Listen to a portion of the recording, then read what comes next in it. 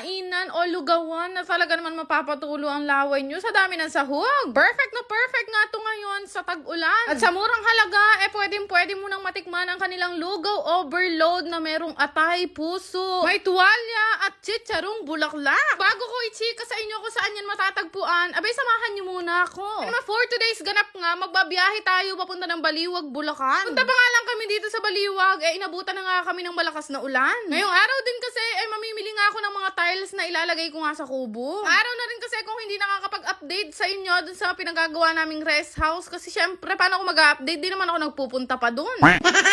Pagdating namin dito, sinabi ko na nga kay kuya lahat ng mga sizes na kukunin namin. Uy, nagpapagawa nga kami. Dito talaga kami namimili ng tiles kasi para sa akin medyo mura talaga. Kaya lang, nung nakita yata nila akong papasok, nagsitakbuhan sila. Abi siguro, yan naman yung barat. Napunta nga rin pala namin si tatay na si Angelo Mapagmahal at siya nga nagsabi sa amin kung ilang pieces yung bibilin namin. Siya din kasi talaga nakakaalam sa lahat dahil siya ngayon nagbabantay doon sa pinagagawa naming rest house. Bali, yung mga pinagbibili nga naming tiles yung matitibay na. Kaya lang napakahirap talaga magpagawa ngayong mga panahon na to. Dapat nung 1985 pa lang nagpa-start na kami. Nakasuta.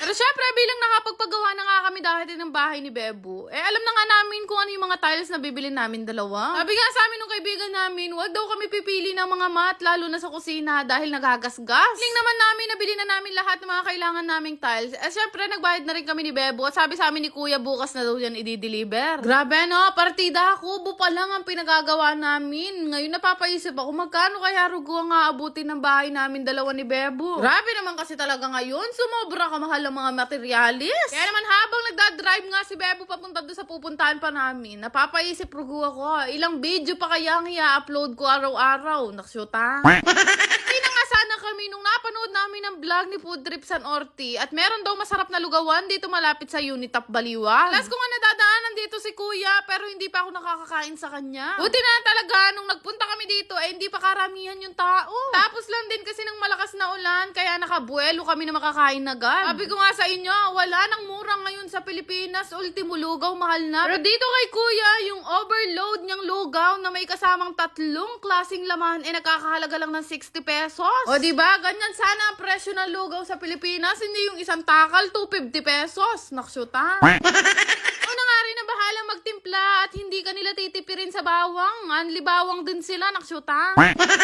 Alam nga ni Bebo na ang gusto ko talaga lugaw, yung parang medyo madumi yung kulay, na talagang namang may mga nalalagas-lagas pang laman, ganun. Kasi ko na-attract sa lugaw na kulay puti o kaya yung dilaw na parang napakalinis.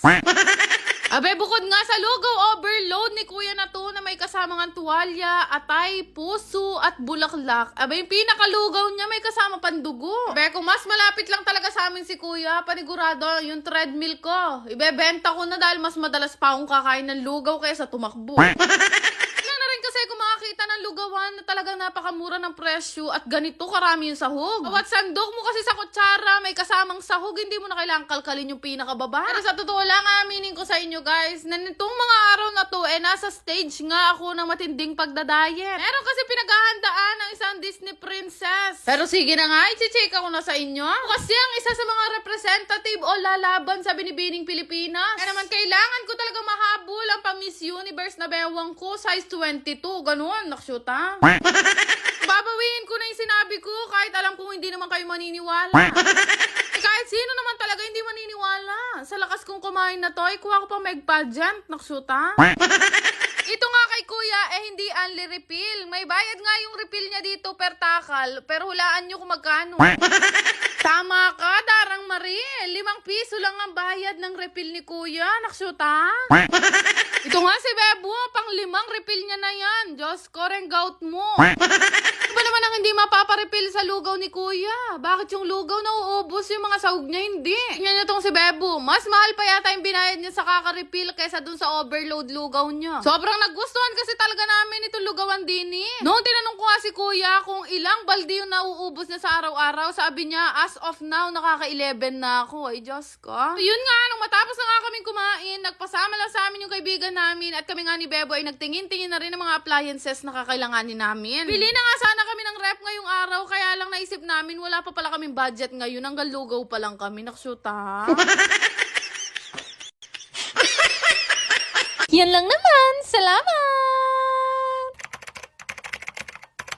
Bago ang lahat, gusto ko lang i-share sa inyo itong pinaglilibangan kong laro na Diamond Game. Paalala lang, ito ay libangan lamang ng matatanda at mahigpit na ipinagbabawal sa mga bata. Napakadali lang mag-register at gumawa ng account dito. Ilalagay nyo lang naman ang inyong phone number, mag-create ng password at higit sa lahat, huwag nyong kakalimutan ang aking referral ID. Yan nga lang kadali at meron ka ng account dito sa Diamond Game at napakarami mong pwedeng pagpili ang laro dito. Pero syempre, bago ka maglaro, kakailanganin nyo muna mag-cash in. Kadepende nga sa inyo kung magkano yung gusto nyo i-cash in. Pwedeng 100 hanggang 50,000. After nyo mag-cash in, ay pwede na kayo mamili ng laro na gusto nyo laruin. Meron nga bagong laro dito na sinubukan ko nga laruin. Ito nga yung Super Ace. Ay grabe, nung una nga, hindi ko pa talaga masyadong mag-gets. Pero pipindot-pindot ka lang pala dito. Pwede ka na nga manalo ng sobrang laki. Pero hindi lang yan, meron pa nga akong isang larong natuklasan. Ito naman yung Fortune Gems na unang beses ko palang nilaro. Talaga naman napakalaki ng na-cash out ko. Nagulat nga ako, grabe, kasi pwede ka palang manalo ng ganito kabili sa laro na to. Kaya naman, nung malaki-laki na yung napanalunan ko, naisipan ko na rin i-cash out. Madali lang din naman mag-cash out dito. Pindutin nyo lang yung withdraw na makikita nyo sa baba. Kaya kung gusto nyo rin subukan, ilalagay ko na lang yung link sa comment section. Yan lang naman! Salamat!